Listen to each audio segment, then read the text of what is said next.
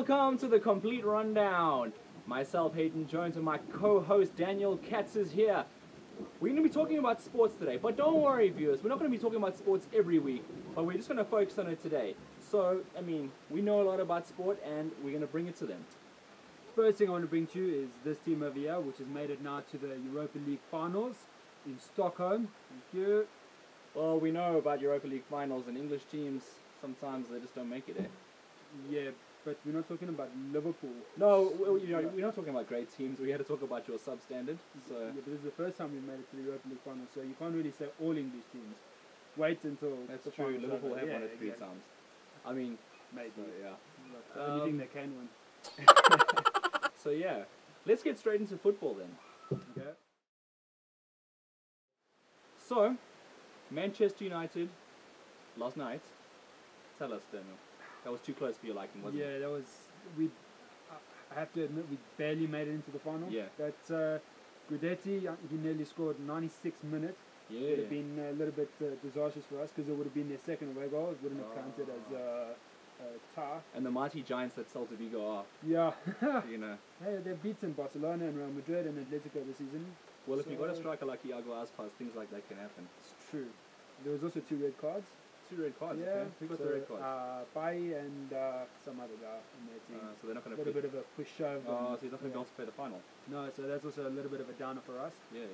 But speaking of Europa League, you guys going to go for that, or you going to try and keep in the top 4 to maybe get into the UEFA League? Hey, let's hope we don't slip again, because as much as I like Europa League, some managers, they spoke about it yesterday, saying that they value winning the league.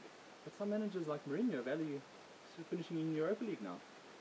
Well, I think when the starts of the league are out, you have to go for something, and the silverware is also giving the players confidence to keep going and pushing and keeping other players, and also maybe allowing new players to come to us next season, like Antoine Griezmann. Hopefully, you can get him. For that Champions League. Maybe Paul Pogba's whispering in his ear in the France squad there, trying to tell him to come to us. Talking about Paul Pogba though, he's being investigated at the moment for his transfer deal. What's happening, man? You're the Man United supporter. What is going on with your team? Look, I don't think there's anything to it. I just think FIFA's going out to try and maybe cause a little bit of a sensation, because all contracts are supposed to be, they're legally binding, everything, so I'm sure nothing escaped a lawyer on either side of Juventus or us. So but look at Neymar's deal. That one's also been blown up. But now it's Pogba. Since it's your direct team, talk. Come on. I don't know what to say. We'll have to just wait to see what the investigation brings up.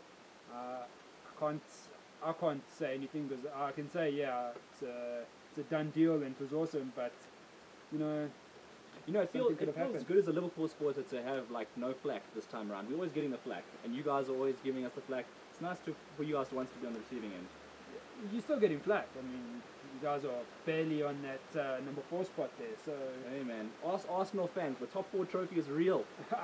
I don't know if Arsenal even make top 4 this season. That would be terrible for them. But that's what they play for, don't they? That's true. There's no silverware at Arsenal.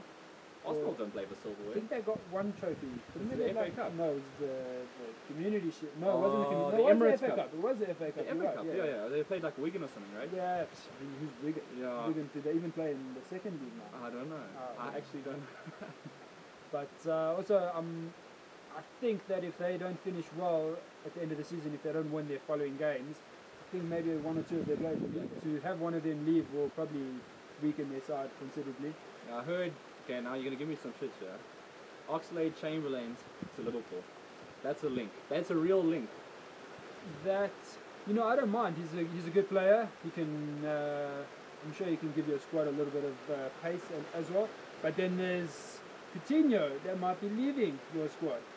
So No, hold on. Coutinho's not going nowhere. Yeah, you say that. He just signed a new contract. Barcelona's got a lot of money. Buyout clauses. They do, easily done. But the Liverpool guys have come out and said they're not willing to sell. If we make the top 4, why would we need to sell? That's true. Hopefully your top 4 chances keep him there, and maybe bring Oxlade-Chamberlain. Yeah, But that's not the season caliber. afterwards, if you guys don't do well, No. I see Coutinho going to Spain. Going to Spain. So I think he'll play well there. Maybe. Well, that's a wrap up for the football. So we're going to move on to some rugby now. Talk about a little bit of our local rugby. Yeah. Internationally, English rugby, I'm not No, too... no. Let's really- skip the pommies. Yeah. Yeah. I don't want to. Let's talk about my team. I don't really want to talk about my team, but we'll talk about my team. The Blue Bulls. Yeah, it's not much I can really say. Yeah. We played really well if we were planning to play like shit. So it's been a bit of a tough time since most of our top players left. The couple Blue seasons Bulls ago. is pretty much the Blue Balls of South Africa. Yeah, it's just... It's just you don't want to watch them. No, I don't. I was reading about the coach said it's going to be difficult for the Bulls to make the playoffs. No shit. I don't think we'll get close. He says maybe if the Stormers slip up. I doubt they'll be doing that anytime No, soon. I mean the Stormers on the road are not great, but I mean I doubt they'd slip up from here. Yeah, at this point they've pretty much got their place in the bag, and with the cut that's going to be happening Yeah, big for time. next season, I don't think the Bulls are going to be playing. So let me explain the cuts to everyone that doesn't know the cuts. So there's 18 teams currently playing in the Super Rugby competition. They're going to be cutting it down to 15 teams next season. So 2 South African teams and 1 Australian team has to go. So tell me your pick for the 2 South African teams and your Australian team to bounce out of the competition. Well, I know for sure the Bulls aren't going to be in it. Well, I'm not sure they're Australian playing now. teams, you don't know what can happen. I think you the know. Rebels. I think the Rebels. They're such a. It's possible, but They're the Southern Kings of Australia. that's true. Yeah. But sometimes they have a good game. I mean, they'll probably beat the Bulls. Oh well. Well, that's not saying much. But Yeah. At the moment. I think even if the other 4 Australian teams stay, I mean, those are 4 strong Australian sides. That's a thrashing. I mean, have you seen some of the supporters' faces at Loftus? I mean, out of the 3 people that attend the Loftus games now, it's really appalling. I don't think you can see their faces because their faces are always down. So Yeah. it's just, even mine. When someone says, "Who do you support?" I just go, "Blues." You know, like the old Lions supporters back in the days. Yeah. Oh, now there's plenty. No, of now supporters, all of a sudden you see Lions supporters, coming out of everywhere. Red, the this, my stadium heart is is. full. Yeah, stadium's full. I used to go to that stadium just to be away from people. Yeah. Now you can't do that anymore. No, now there's a big crowd there because apparently they're playing well or something. Yeah. Whatever. Is there anything else you want to add to the rugby? No, I think we've covered the rugby. Sweet. So last but not least, and we want to cover all the sports, we really do, but we don't want the video to be too long and you to run away too soon, So let's cover boxing because I run a boxing channel, Yeah, and you I do. find that very interesting, and that's what I want to talk about today.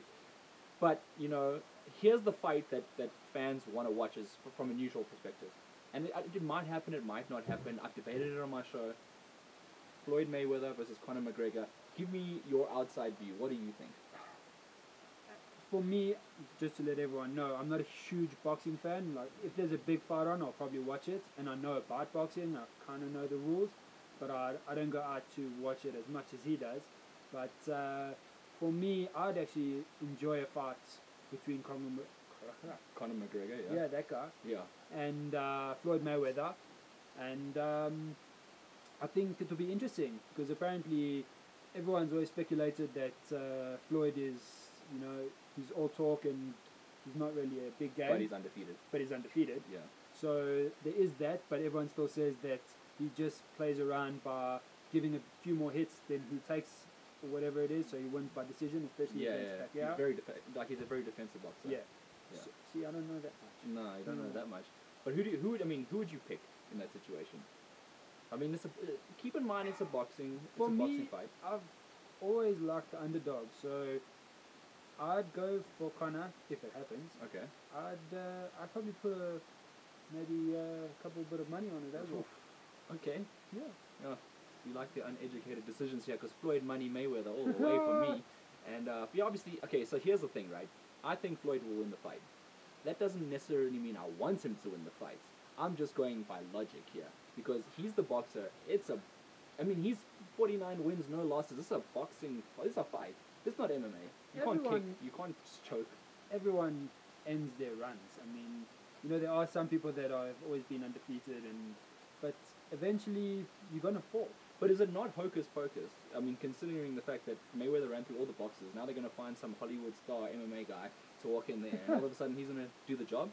I think Conor McGregor's got a lot of confidence that maybe a lot of other fighters haven't had, especially against Mayweather, because he's got such a presence about him being undefeated and everything like that. So I think Conor just brings his own